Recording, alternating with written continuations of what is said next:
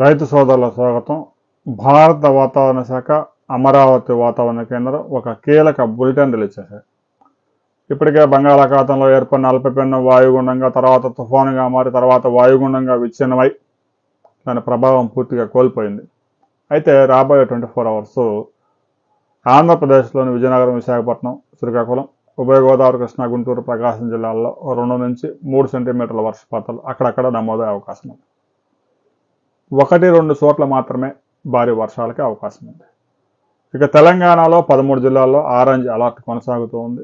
ఇప్పటికే వాయుగుండం ప్రభావంతో కూడిన వర్షాలతో వరంగల్, హనుమకొండ నగరాలు వరద బారిన పడ్డాయి. హైదరాబాద్లో కూడా పరిస్థితులు దారుణంగా ఉన్నాయి.